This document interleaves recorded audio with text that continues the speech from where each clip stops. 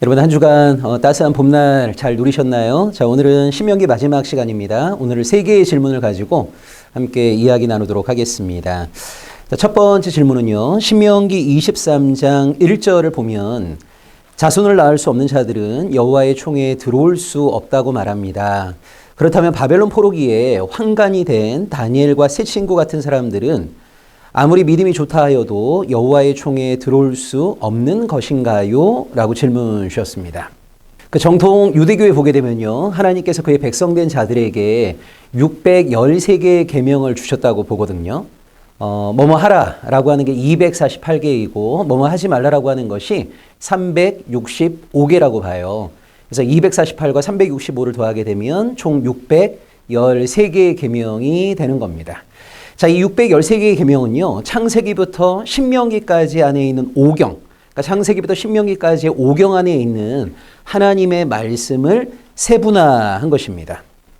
자, 이 613개의 계명이 다 중요한 거지만 그 가운데 하나님이 주신 최초의 계명이 뭐냐? 그것을 창세기 1장 28절의 말씀으로 봐요.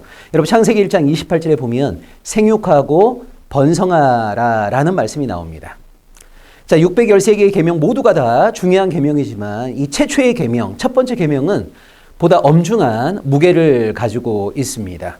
여러분 하나님이 주신 첫 계명부터 잘 준수하지 않는 사람들이 나머지 계명을 다 잘 지킬 거라고 하는 것을 기대하기는 어려운 거예요. 그래서 정말 하나님에 대한 경외가 있고 하나님께 순종하고자 하는 마음이 있다면 하나님이 주신 최초의 계명에 순종해야 됩니다.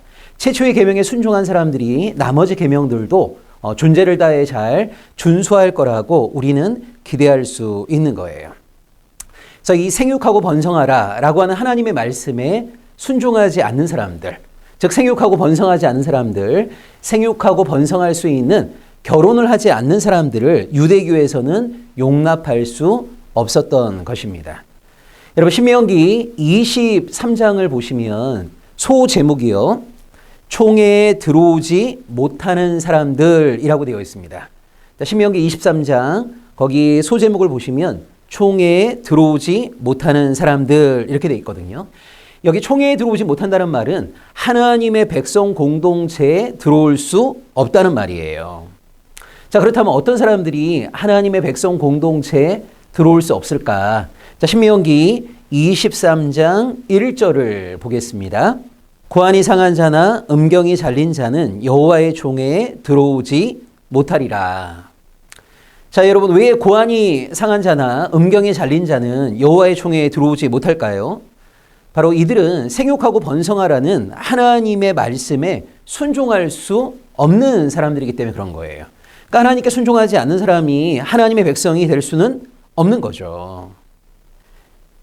그래서 신명기 23장 1절에 생육하고 번성하라는 하나님의 말씀에 순종하지 못하는 자들은 하나님의 백성 공동체에 들어올 수 없다라는 말씀이 나오게 된 것입니다. 자, 그런데 질문하신 것처럼 이 바벨론 포로기 때 중요한 사건이 벌어지게 되는 거예요. 여러분 잘 아시다시피 이 바벨론이라고 하는 나라가 제국으로 부상하게 되면서 주변에 있는 많은 나라들을 식민 지배하게 됩니다. 자, 그 가운데 남유다도 이 바벨론에 의해서 멸망을 당하게 되거든요. 그래서 이 남유다 역사를 보시게 되면 4번에 걸쳐 갖고 바벨론의 포로로 끌려가게 돼요.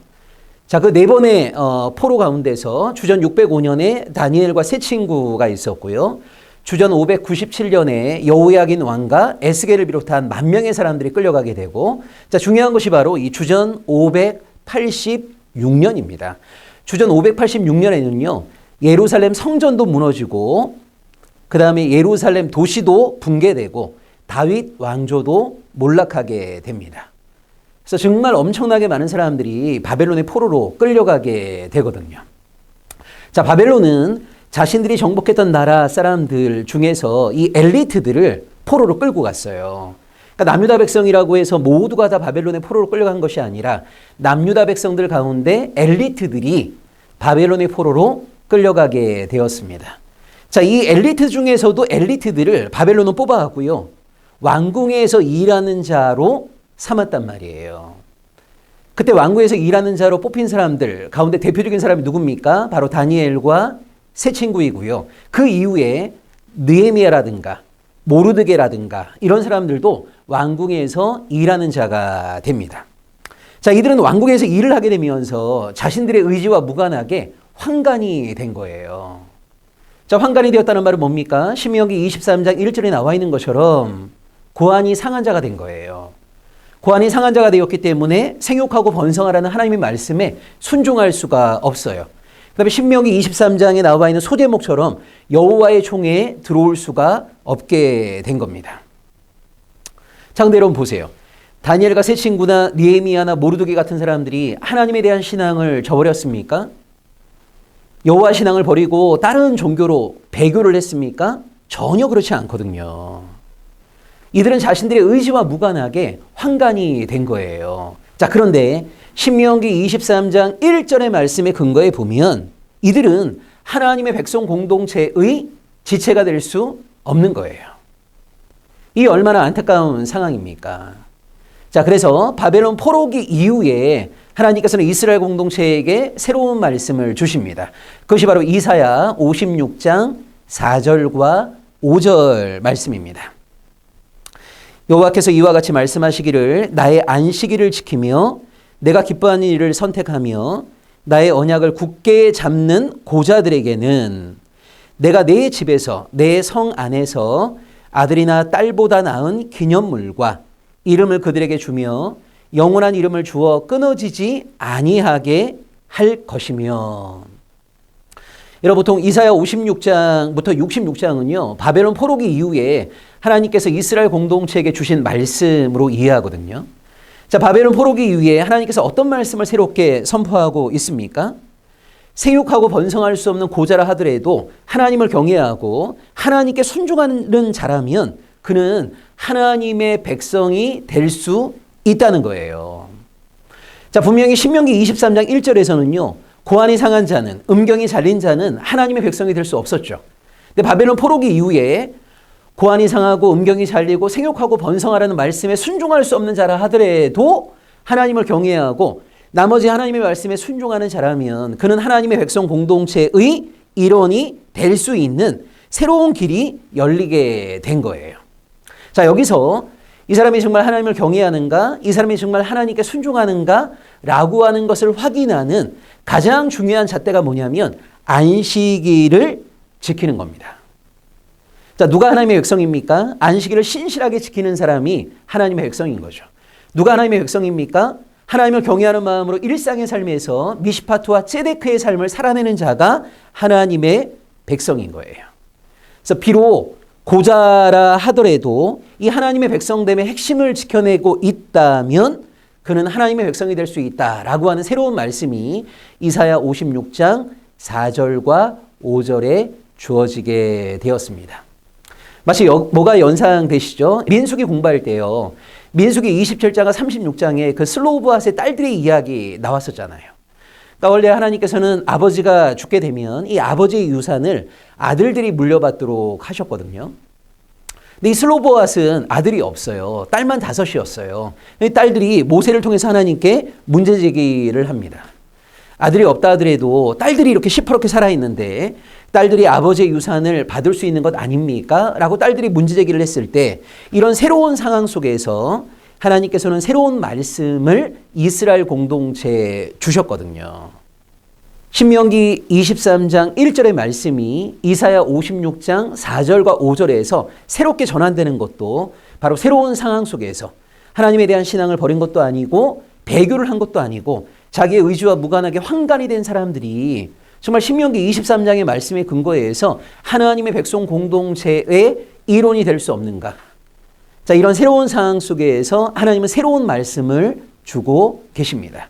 비록 생육하고 번성할 수 없는 자라 하더라도 하나님을 경외하면서 안식일을 준수하고 나머지 하나님의 말씀을 신실하게 지켜내는 자라면 하나님의 백성 공동체의 일원이 될 수 있다라고 하는 새로운 상황 속에서 새로운 말씀이 주어지는 것을 우리는 신명기 23장과 이사야 56장을 통해서 확인할 수 있었습니다. 자, 다음 질문 보겠습니다.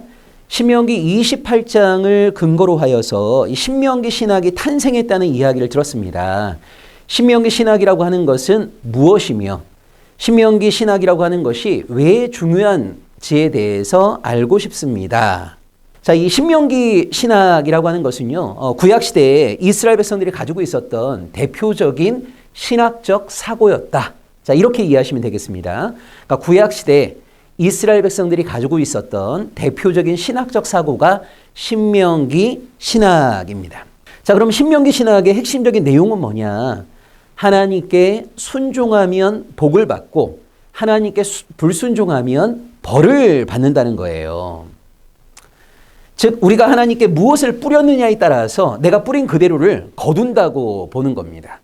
내가 순종의 씨앗을 뿌렸다면 하나님으로부터 복과 은혜라고 하는 열매를 거두는 것이고, 내가 불순종의 씨앗을 뿌렸다면 하나님으로부터 심판과 저주라는 열매를 거둔다라고 보는 것이 바로 신명기 신학이에요. 그러니까 내가 뿌린 대로 거두는 것이기 때문에 이 신명기 신학을 다른 말로 인가응보 신학이다라고 이야기하기도 합니다. 자, 신명기 신학, 인가응보 신학, 자, 이것이 구약시대 이스라엘 백성들이 가지고 있었던 보편적인 세계관이었어요.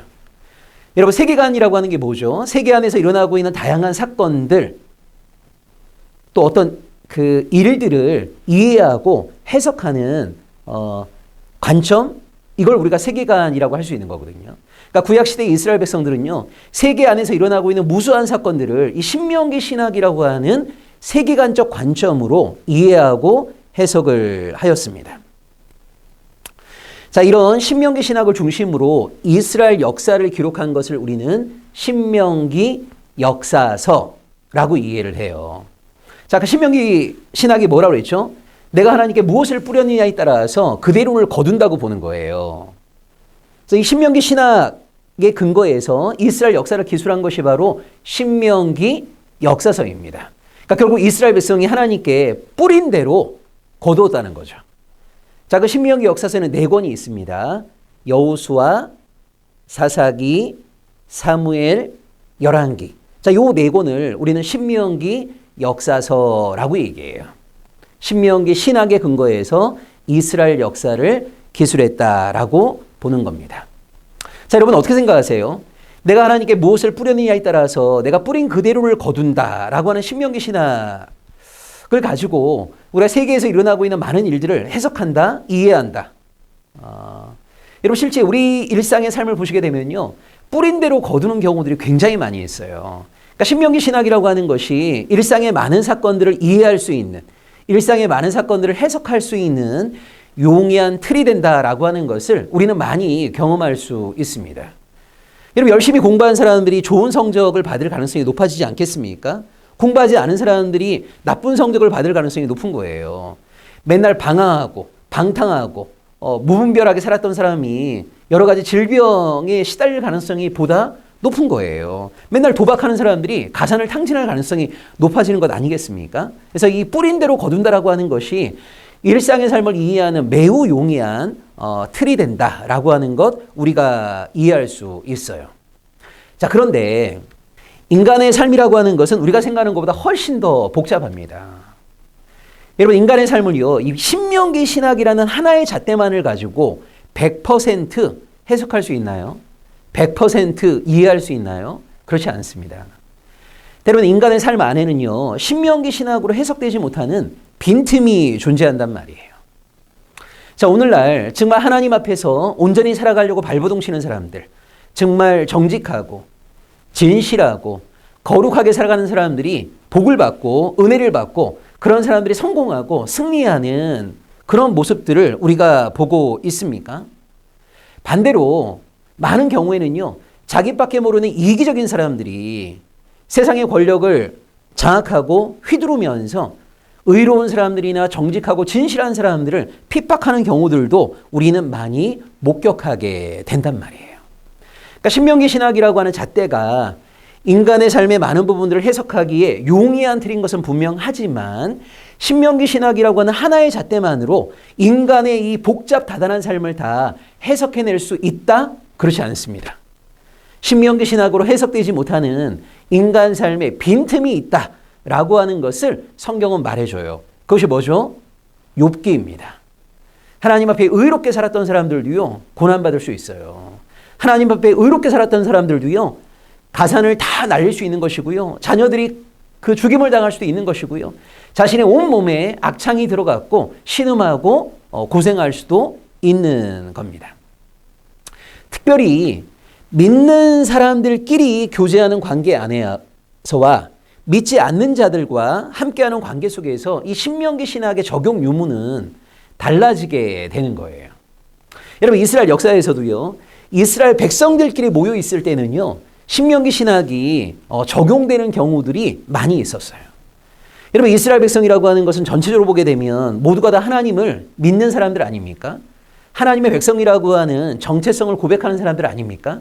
그런 이스라엘 백성들끼리 있을 때는요, 하나님께 순종하는 자들이 이스라엘 공동체 안에서 박수를 받고 존경받을 수 있어요. 하나님께 불순종하는 자들이 처벌을 받고 책망을 받을 수 있는 거예요. 즉, 하나님의 백성 공동체인 이스라엘 안에서는 신명기 신학에 적용될 가능성이 높아지는 겁니다. 자, 그런데 이스라엘이 주전 722년에 아수르부터 시작해서 아수르, 바벨론, 페르시아, 헬라, 로마라고 하는 5대 제국에 의해서 700년 이상 식민 지배를 받게 되었거든요. 자, 믿지 않는 자들이 지배를 받게 된 거예요. 자, 이런 상황 속에서 여러분 어떤 일이 벌어지게 됩니까? 이를 자면 느부갓네살이라고 하는 왕이요, 금신상을 딱 만들었어요. 그리고 제국에 있는 모든 사람들에게 이 금신상에 절하라고 명령을 내렸습니다. 자, 이때 하나님께 순종하고자 하는 자들은요, 느부갓네살이 만든 금신상에 절하지 않습니다. 하나님만을 믿고 하나님만을 경외하기 위해서 이방의 우상 앞에 머리를 조아리지 않는단 말이에요. 대표적인 사람이 누구였죠? 다니엘의 세 친구입니다. 자, 이들은 하나님께 순종하기 위해서 느부갓네살의 명령에 불복종을 했어요. 자, 하나님께 순종하면 복을 받는다라고 하는 것이 바로 신명기 신학입니다. 여러분, 다니엘의 세 친구가 어떤 복을 받았습니까? 금신상에 절하지 아니함으로 말미암아 풀무불에 내어 던져짐을 당하게 되는 거거든요.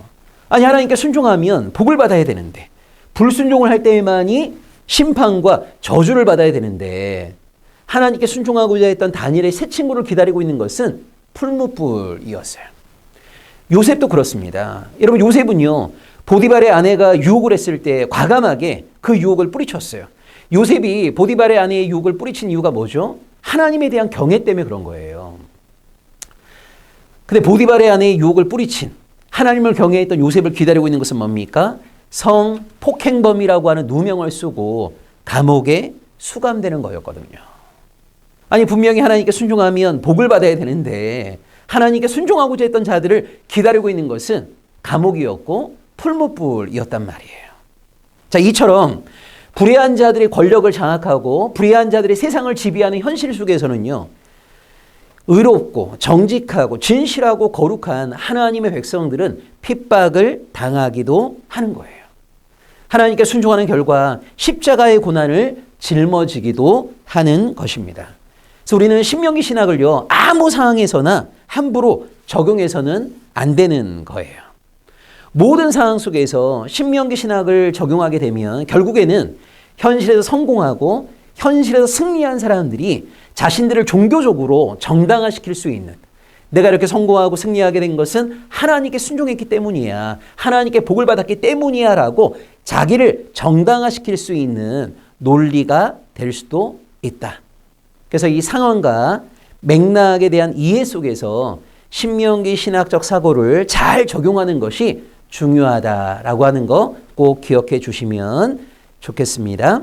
자, 마지막 질문 보겠습니다. 신명기 31장을 보면 모세의 뒤를 이어서 여호수아가 이스라엘의 지도자가 됩니다.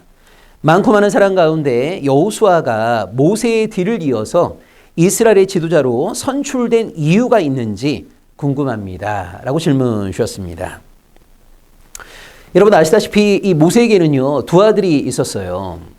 모세가 40살에 미디안으로 망명하지 않습니까? 그 미디안으로 망명한 이후에 십보라라는 여인과 결혼을 하게 되고요. 그 십보라와의 사이에서 게르솜과 엘리에셀이라고 하는 두 아들을 얻게 됩니다.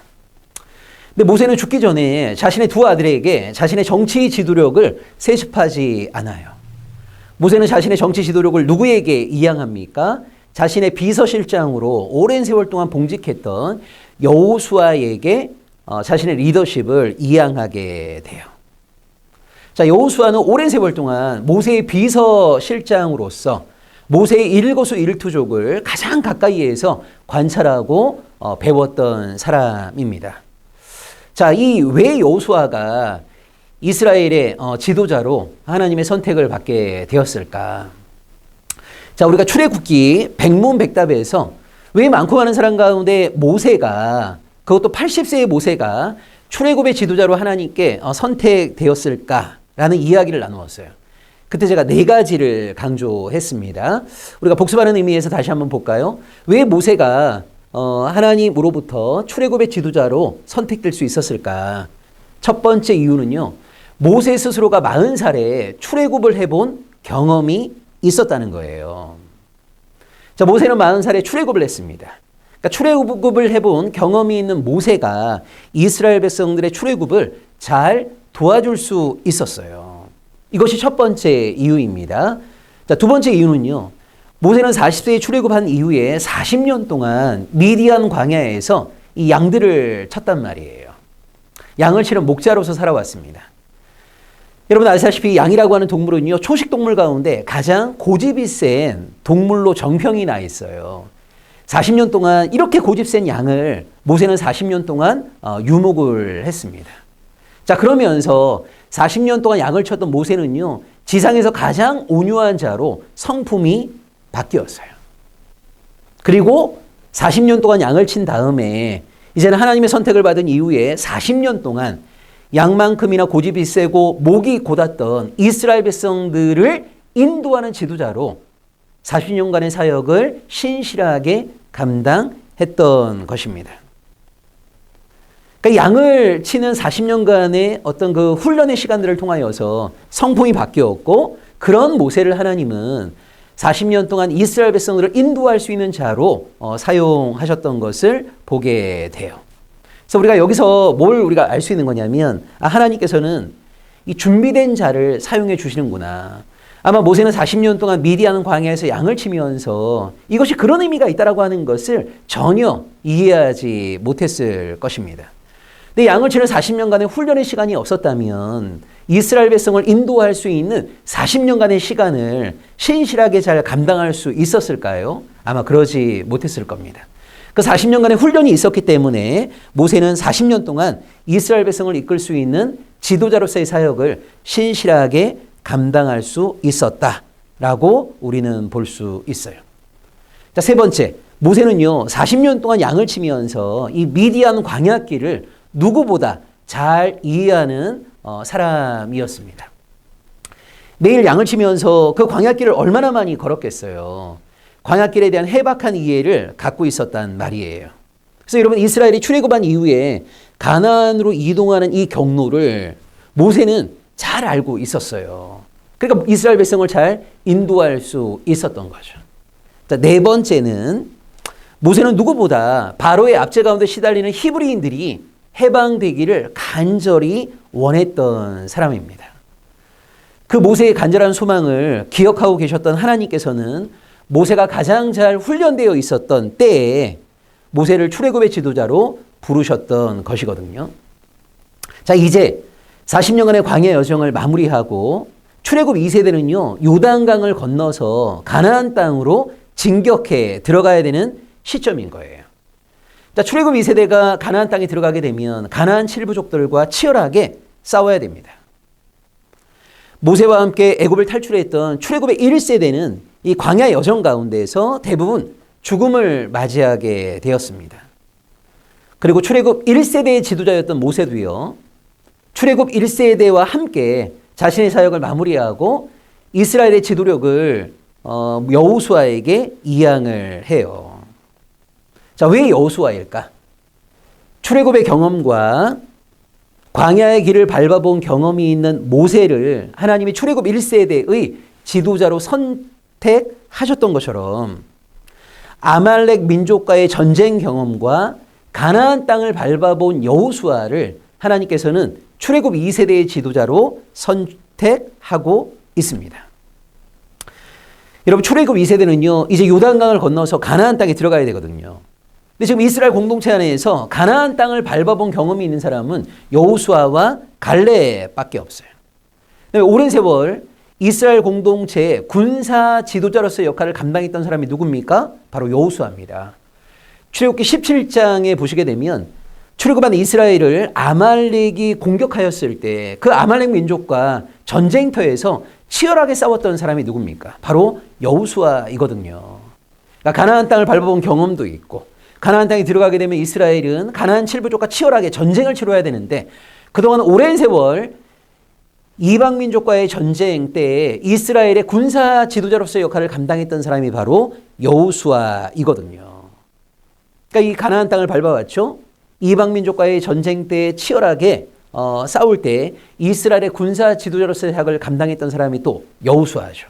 근데 무엇보다도 모세의 비서실장으로 오랜 세월 동안 이 모세의 리더십, 하나님 앞에서 어떻게 물어야 되는지, 이스라엘 백성들을 어떻게 다스려야 되는지 그것을 가장 가까이에서 지켜보았던 여호수아를 하나님께서는 출애굽 2세대의 지도자로 세우셨다라고 우리는 이해할 수 있습니다. 자, 오늘 세 가지 살펴보았습니다. 신명기 23장 1절에 여호와의 총회에 들어오지 못하는 사람들이 바벨론 포로기를 거치면서 이사야 56장 4절과 5절의 말씀으로 새롭게 전환되었다라고 하는 거. 그다음에 두 번째 질문은 이 신명기 신학이라고 하는 것은 구약시대 이스라엘 백성들이 세계 안에서 일어나는 일들을 이해하고 해석했던 가장 보편적인 세계관이었다. 핵심은 뿌린 대로 거둔다는 거예요. 내가 하나님께 순종의 씨앗을 뿌렸다면 복이라는 열매를 거두고 불순종이라는 씨앗을 뿌렸다면 심판과 저주라는 열매를 거둔다는 거죠. 자, 이 신명기 신학은요, 우리의 일반적인 삶을 이해하고 해석하는 매우 유용한 사고의 틀입니다. 그런데 인간의 삶은 우리가 상상하는 것보다 훨씬 더 복잡하고 심층적이에요. 자, 신명기 신학으로 이해할 수 없는, 신명기 신학으로 해석할 수 없는 빈틈이 있다라고 하는 것도 기억하셔야 됩니다. 자, 그 가운데 이스라엘 백성들끼리 살아갈 때와 불의한 자들의 지배 가운데 놓이게 되었을 때 이 신명기 신학의 적용 유무가 달라지게 된다. 도리어 불의한 자들이, 사악한 자들이, 하나님을 경외하지 않는 자들이 세상의 권력을 장악하고 있을 때는 하나님만을 경외하고 진실하고 정직하고 거룩하게 살아가려고 하는 의로운 자들이 고난을 받을 수도 있다.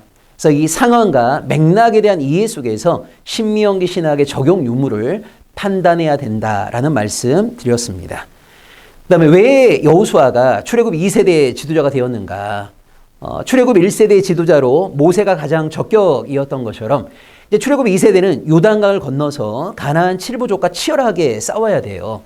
가나안 땅을 밟아본 경험, 그 다음에 이방 민족과의 전쟁의 때에 이스라엘의 군사 지도자로서 가장 앞장서 싸웠던 여호수아가 출애굽 2세대를 이끄는 지도자로 가장 적격이었다. 그런 여호수아를 하나님께서 출애굽 2세대의 지도자로 선택하여서 하나님의 일을 행할 수 있도록 쓰셨다라고 하는 것을 우리는 볼 수 있었습니다. 자, 이렇게 신명기를 마무리했고요. 이제는 여호수아를 다음 주부터 함께 살펴보도록 하겠습니다. 여러분 한 주간도 건강하고 행복하십시오. 고맙습니다.